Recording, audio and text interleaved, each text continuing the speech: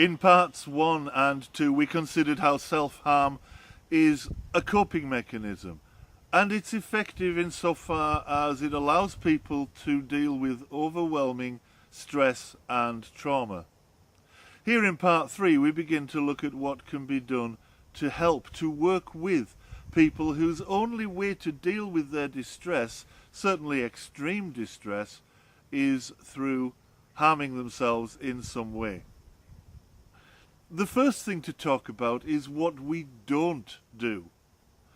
Don't criticize.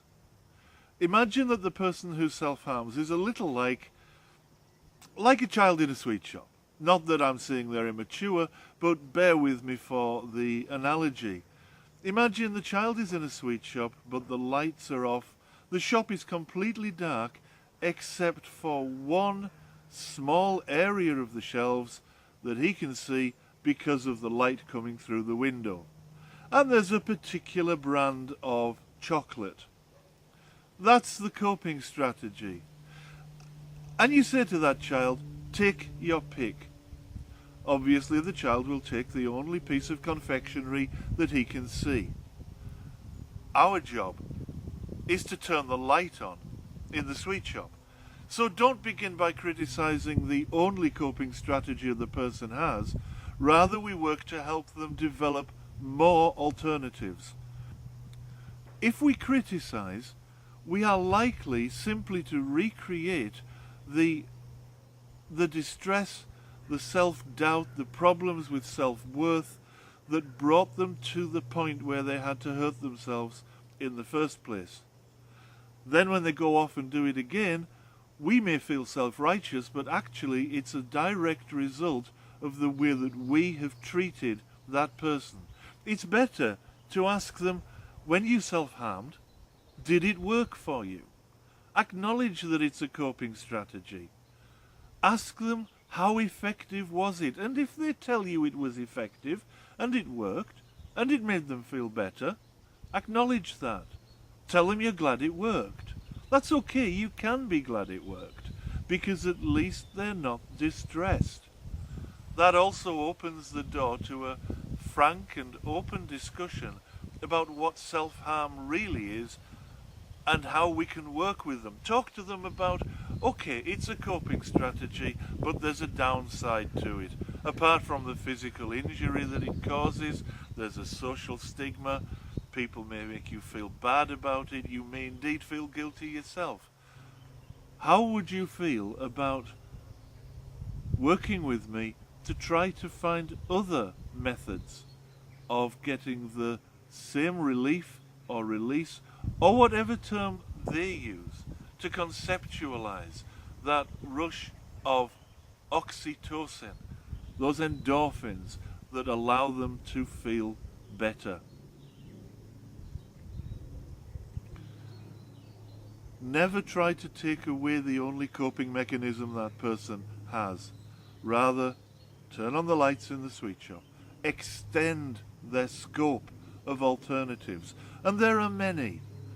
The first thing to do is talk to them about what works for them other than self-harm when they're not completely overwhelmed. Because no self-harmer self-harms at every trauma. Just the ones that overwhelm them. They will have other strategies, such as exercise, overeating, talking things through, relaxation, long country walks. Whatever it is that they do, try to work out what it is about that strategy that works for them. And then learn how to enhance that part of the strategy. Of course, what we don't want to do is enhance other damaging parts of strategies, simply to find the positive elements. And then work on those. And throw in a few of your own. For example, if it's the pain that makes a difference for the person, let's say they have sensitive teeth, many people do. Get them to hold ice cubes in their mouths. I guarantee that for an awful lot of people, the pain that produces will, in turn, produce the endorphin rush that rush of oxytocin that will provide exactly the same effect without any lasting injury.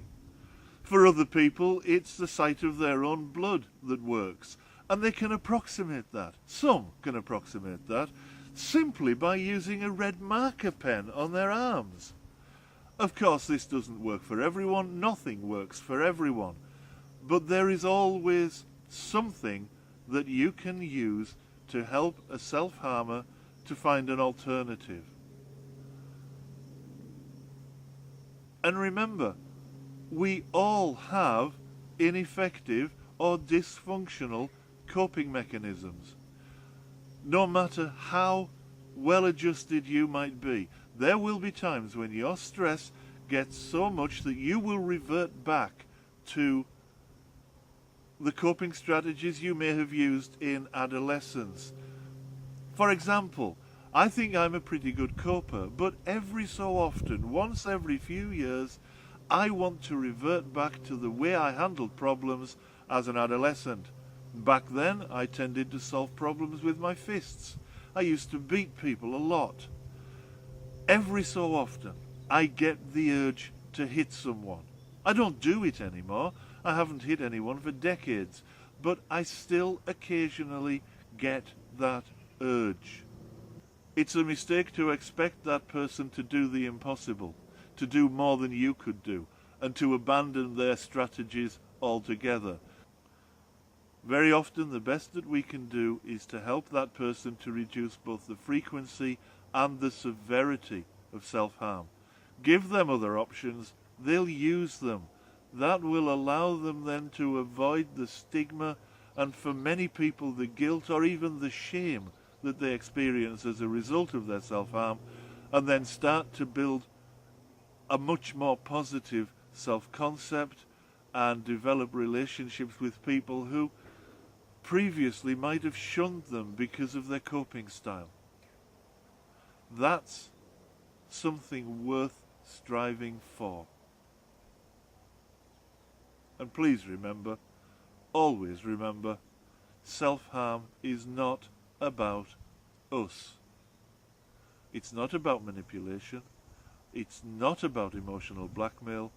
It's a way for people to feel better using the only coping mechanism they know will work. Get the light on in that sweet shop.